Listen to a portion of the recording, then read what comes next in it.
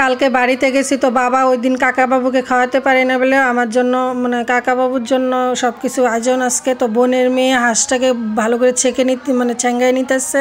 তো ওইদিকে বোন এদিকে কাটাকাটি করে সব কিছু রেডি করতেছে। তো বোন এদিকে মুরগিটা রান্না হবে, রুটি দিয়ে খাওয়া হবে। তো ওইদিকে হাঁসটা কেটে প্রায় কমপ্লিট করে ফেলতেছে। তো আমি সবার কাটা কুটা বাটা সব কিছু দেখতেছি। ওইদিকে বাইবো সব কিছু রেডি করতেছে, বা বোন ওইদিকে করতেছে, বোনের মেয়ে ওইদিকে হাঁসটাকে ছ্যাঙ্গায় ট্যাঙ্গায় বাইচ ছাটেছে, ও খুব সুন্দর করে বাঁচতে পারে, বেচ ছেটেছে, সব কিছু দিল।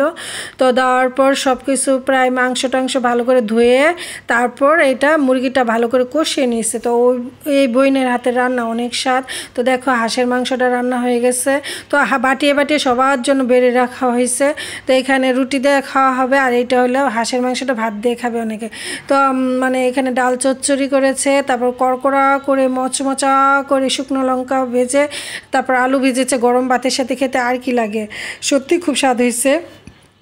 তো কাকাবাবুকে বাবা খাওয়াতে পারে না ওই দিন বলে এর জন্য এই আয়োজন রাত্রেবেলা। তো আমি চলেই যাইতাম বিকালের দিকটা, কিন্তু এই রাত্রে এই খাওয়ার আয়োজনের জন্য দেরি হয়ে গেছে, রাত্রে আইসা পড়ছে। তারপর কাকাবাবুকে মানে সবাই কি আপ্যায়ন, কি আদর, কি যত্ন, সবাই মানে ভীষণ ভীষণ আদর যত্ন করতেছে কাকাবাবুকে। সবাই ওকে খাওয়াইতেছে ভীষণ ভীষণ, মানে কি বলবো, জামাইকে যেমন সবাই মানে আস মানে রাখবে না কোথায় রাখবে। তো ভালো থেকে টাটা।